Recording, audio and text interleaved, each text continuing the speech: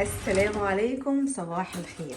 صباح بقى ايه اللبن والخير والبركة. بص هبدأ معاك الفيديو على طول في انجاز يا جماعة. اخيرا عملنا يورت يعني زبادي في البيت، بس بصراحة فولكان اللي عامله مش انا.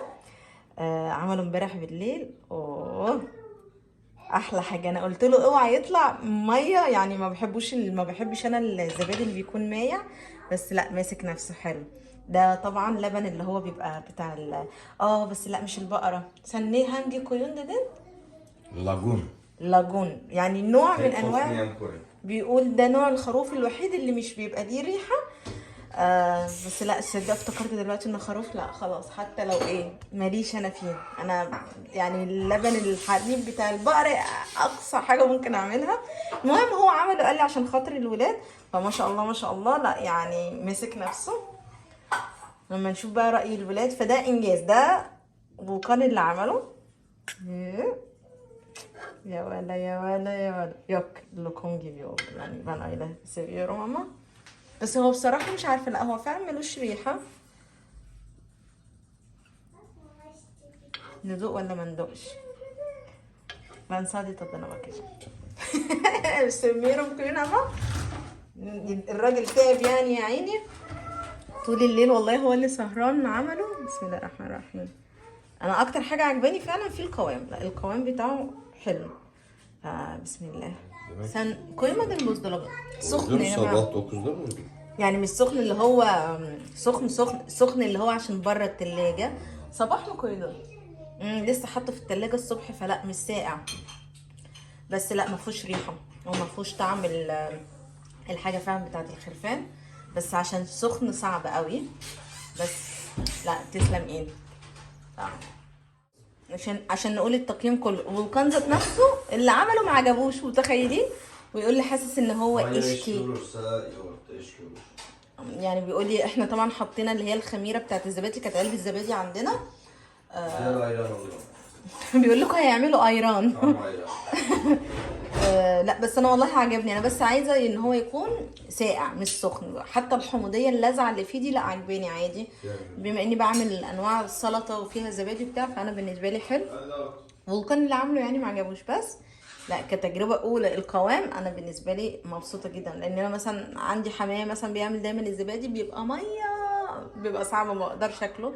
انا بحب قوام الزبادي كده تقيل، فلا انا بالنسبه لي هدي 10 من 10 الفولكان.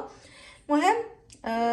هجهز عشان ابدا يومي بقى، يومي في البيت بقى، يعني مش عايزه اصدمكم بالمطبخ، ولكن عندنا يوم نعمل روتين حلو كده في البيت مع بعض. المهم انا قبل ما ابدا يومي بقى هاخد السناك بتاعي، زي ما انتم شايفين القهوه بتاعتي والكورو كايس، يعني مش مجفف. المهم الولاد برضو بيحبوه. وبس كده نستجم منا كده 15 دقايق عقبال ما نخلص السناك بقى ونقوم. يعني مش عندي شغل كتير في البيت، بس فعلا عندي حاجات كده عايزة ترتيب، فاهميني؟ حاجات بقى ملعبكة في الدولاب التلاجة. نشوف كده يومنا هيمشي ازاي مع بعض، فهتشجع بيكم وانتوا كمان تشجعوا معايا.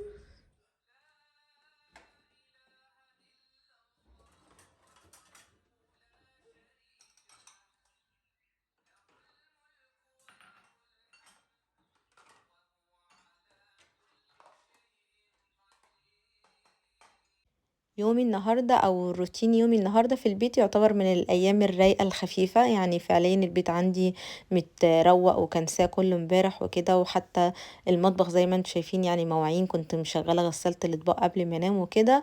بس لما صحيت لقيت في مواعين بقى في الحوض. كان فولكان جه امبارح متأخر بالليل وكان جعان، وعقبال ما عمل الزبادي فلقيت ان صحيت على مواعين. فأول حاجة بقى اني دخلت المطبخ قلت افضي غسالة الأطباق علشان احط المواعين بقى اللي موجودة في الحوض واروق الرخامة، واعمل روتين يومي كده في المطبخ عندي. انا من يومين يمكن شاركت معاكم قلت لكم ان انا كنت عملت تنظيف عميق كده في سهرة كده روقان بالليل، كان الولاد نايمين، ورتبت عندي المطبخ يعني اللي هي بقى الإشاني ومطرح ما بنطبخ الزيت، كنست ومسحت.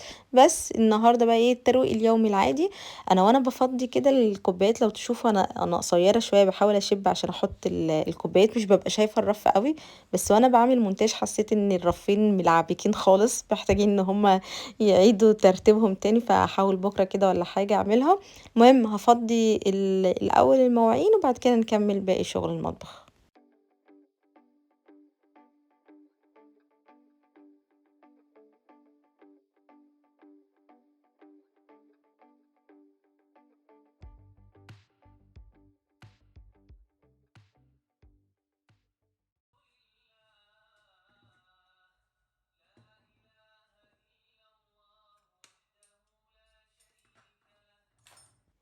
قبل ما ابدا معاكم يعني روتين يومي واصور معاكم كده يومي، كنت حاسه ان ياه انا عليا حاجات كتير قوي في البيت، بس فعليا يعني انتوا هتشوفوا معايا شاركت معاكم نهاري انا ما عملتش اي حاجه، هو بس يومي كان في المطبخ. ففعلا يعني لما بنقول ان المطبخ هو روح البيت، انا مجرد اني صحيت وشفت ان المواعين والرخامه مكركبه لاني ما كنتش سايباه كده بالليل، حسيت ان البيت كله مكركب. بس فعليا لا، يعني يومي كان بسيط يا دوبك زي ما انتم شايفين. هشطف بقى المواعين ديت وهرصها في غسالة الأطباق، والروتين اليومي العادي إني همسح الرخامة، انضف الرخامة. يعني حتى ما كانش في دماغي النهاردة ان انا اشارك معاكم الغدا، لان بصراحة انا عندي باقي اكل وهعمل بس كده معاه يعني وصفة يمكن شاركتها معاكم كتير، فما كنتش يعني ما كنتش حاطة في دماغي، بس لقيت اليوم فاضي فعلا والفيديو هيبقى معاكم فاضي. فعشان ما تقوليش ما انتي ليه الفيديو قصير، فشاركت كده معاكم النهاري. بس يوم خفيف زي اقول لكم، من الايام الخفيفه فعلا في يومي. بعد بقى ما شلت المواعين كلها زي ما انتم شايفين، الرخامه بقى بتعجها بالصابون. عندي الرخامة دي مضايقاني جدًا، جدًا، جدًا، على طول مهما باغسلها وانشفها فيها بقع كده زي الجير، يعني بقى ده نوع الرخام القديم. أنا عارفة إن في اللي هو عارفين اللي بيبقى الستيكر اللي بيبقى فيه ديزاين زي الرخام بيتحط وكده، لو حتى كمان الناس اللي بتحب تجدد المطبخ، وانتوا أول ما سكنتوا قلتوا لي إيمان انت ممكن تعملي الستيكر ده حتى على دولاب المطبخ، على أساس إن ما يبقاش لونه بني، أعمله لون أبيض يليق مع ألوان الدولاب والكراسي وكده. بصراحة يعني أنا زي ما قُلت لكم دوّة مش بيتي، ده بيت إيجار، فما أقدرش إن أنا أغيّر أوي في الدواليب وأغيّر ديزاين، خاصةً الستيكر هيبقى صعب. بس الرخامة ممكن أعملها، يعني لإن الرخامة أنا مأرّقاني، يعني حتى لو أنا مش عشان اليوتيوب أو باصوّر لأ، عارفين لمّا تبقى حاجة نفسيًا مهما بانضّف باحس إن هي ما نضفتش. والرخامة ممكن يبقى أمرها سهل فيما بعد لو صاحب البيت قال لأ مش عايز الاستيكر ولا حاجة أبقى أشيله. فقلت لفولكان قال لي خلاص اعمليها لي، اختاري انتي بس الديزاين وهنحسب بقى الكام متر والعرض والطول وكده. بس فعليا مقرقاني قوي، يعني زي ما بقول لكم مبقعه كده الاورنج وبعد ما بتنشف خالص بتعمل جير ابيض. فمحتاجة ان انا اغير بصراحة الرخامة دي، ان انا اعمل يعني عليها ستيكر عشان نفسيتي. دي الحاجة الوحيدة بجد اللي مضايقاني في المطبخ، غير كده الف حمد والشكر، لا المطبخ حلو ومستريحة وانا اتأقلمت على الشقة كلها الحمد لله. بعد ما خلصت بقى عندي الرخامة والجزء بتاع البوتاجاز وكده، زي ما انتم شايفين بقى قلت ألمع الكراسي وهنكنس، لاني انا يعني طبعا مطرح ما بنطبخ برضو بنبقى في البيت، يعني انا عندي ان انا اكنس البيت يوميا ده بالنسبة لي الف ب في الروتين. يعني اليوم اللي فعلا ما بكنس فيه البيت انا بحس ان البيت سوري يعني متوسخ ومعفن. وانا كمان كنت لسه بقى إيه زي ما بقول لكم مسحه بقى، عامله تنظيف عميق، فالارض عندي نظيفه، فعايزه احافظ على نظافتها بقى مطرح ما كنت مسحه وكده، فلازم يعني ان انا المكنسه اشغلها. بس فهكنس كمان المطبخ، وبالنسبه لي كده المطبخ يعني كتنظيف خلصته كده.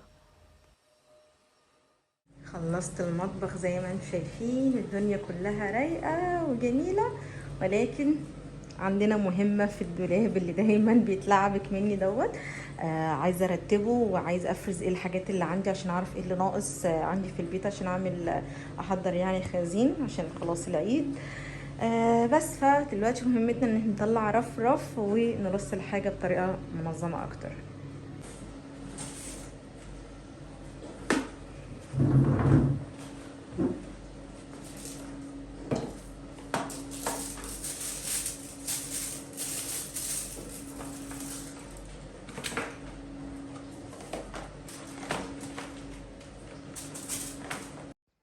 الدولاب ده بقى دايما من الحاجات اللي دايما بتتكركب مني، احيانا بسيبها بقى يعني لحد ما تتكركب خالص، وبعد كده مره واحده زي النهارده نفسيا ببقى حاسه اهو المطبخ رايق، بس انا عارفه ان في حاجه متلعبك، قلت لا خليني اوضبه بقى بالمره، خاصه ان يومي النهارده خفيف مفيش حاجه. يعني على قد ما اقدر بحاول ان انا اكون منظمه اكتر، ان انا ارتب الحاجه علشان اسهل على نفسي، بس احيانا غصب عن الواحد بيخرج بره المسار، فالادراج دي كلها متبهدله عندي يعني. فحبيت برضو ايه انتوا عارفين عندي الدرج الاولاني دوت، ده الدرج بتاع اي حاجه في المطبخ زياده مش عارفه اوديها فين او مكسره اروح الاوضه اروح قايمه حاطاه فيه. فقلت لا خليني بقى ايه ارتبهم، وكمان برضو عشان افرز الحاجه زي ما قلت لكم، اعرف ايه النواقص اللي عندي في البيت من الخزين، عشان قبل اجازه العيد ان شاء الله نشوف الحاجات اللي ناقصانا في البيت. فهبدا بقى ارص كل حاجه، وبقيت المع برضو كده بحته منديه الرف، ورجعت رصتهم يعني بالترتيب مره تانية زي ما انتم شايفين. دلوقتي بقى هنحضر الغدا. جلزار قالت لي ان هي جاعت، الاكل بتاعنا النهارده سهل يعني مش هياخد مننا وقت. هعمل ايه النهارده؟ هعمل كرو باطلجان محشي البتنجان المجفف. شاركت معاكم ياما بقى، شاركت معاكم كتير قوي بس برضو النهارده يعني سريعا نذاكروا مع بعض تاني، عشان برضو اللي لسه ما جربوش. انا حطيت ميه تتغلي، ولما تغلي الميه هسقط فيه البتنجان. ومن الخضار اللي مستخدماه هي بصلايه وطماطميه. الطماطم هبشرها والبصل هقطعه صغير خالص. بعد كده على النار نشوحهم بقى مع زيت الزيتون ونحط بهاراتنا. اكتر حاجه بتميز الخلطه بتاع النوع ده من المحشي هي البهارات اللي بتتحط فيها، عشان كده بيبقى حامي وبهارات جميله. واحنا على النار بنحضر الخلطه برضو ايه هشاركها معاكم سريعا. اكلتنا ايه بقى؟ اكلتنا عايزه زيت زيتون.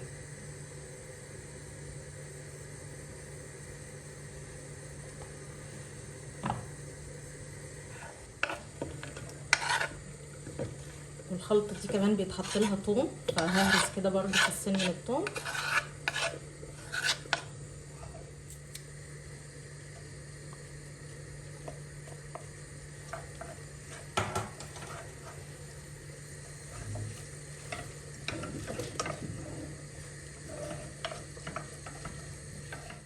الميه اهي تقريبا غليت.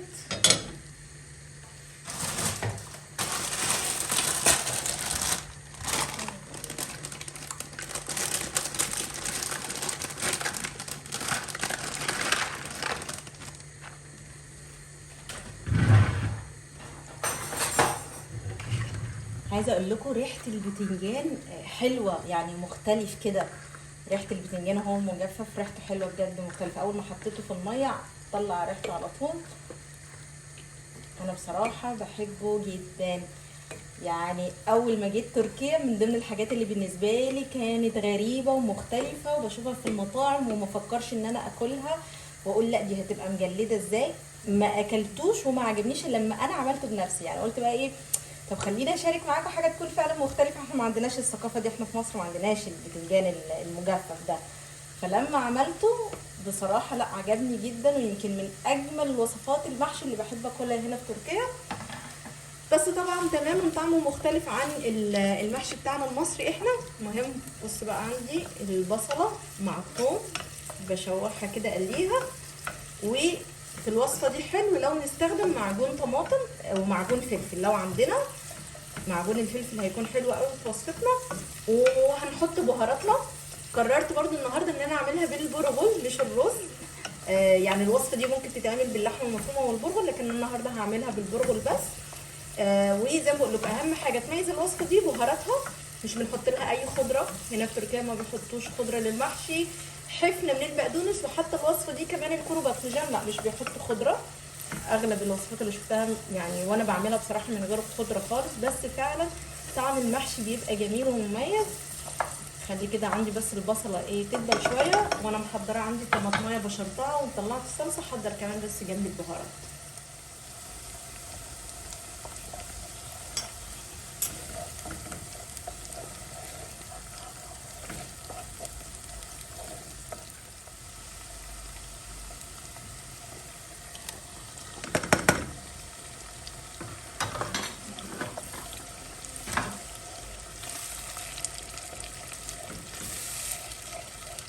بعشق لما اشوف الصلصه كده بتاعت خلطات المحشي. بحس ان المحشي هيطلع 100 100 زي ما نقول. بصوا كده اتسبكت شويه. هنحط بقى البهارات بتاعتنا العاديه خالص.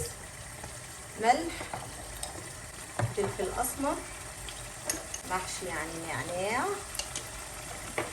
اكتر بهار مشهور هنا في تركيا البول بيبر. والاضافتين الحلوين بتاعت الوصفه دي بهار الاسود. ده برضو فلفل ولكن حر اكتر ومدخن كده. والمزازه بقى للوصفه دي سماق، معلقه من السماق. يعني انا وصفه مش جديده، شاركتها معاكم كتير، بس عشان لو محدش كان شافها او برضه لو كان لسه حد ما تشجعش ان هو يجربها، خاصه بقى اللي موجودين هنا في تركيا بما ان هو متوفر الكرو باذنجان في تركيا.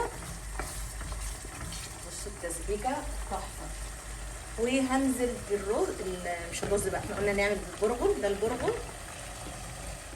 ممكن نسقسق حبه ميه، نخلي فاهمين اللي هو ايه البرغل، يعني مش ياخد نص سوا، حتى اقل، بس عشان يبقى فيها صوص كده شويه. نزود حبه صغننين بس كده.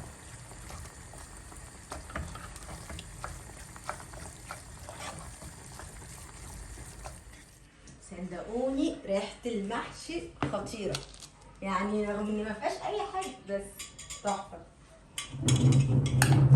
كل اللي نعمله بقى ان احنا نحشي، بس ده اسهل بكتير من ورق العنب في حشوه. بصوا بقى البتنجانيه طريه ازاي خالص، بالمعلقه كده هحشي، بس برضو ايه مش بنحشي كله، نسيب كده ربع. استمع سان babanın için yapıyor. Tamam yapacağım, ısıtacağım, daha soğuk bak yeni çıkarttı. Tamam.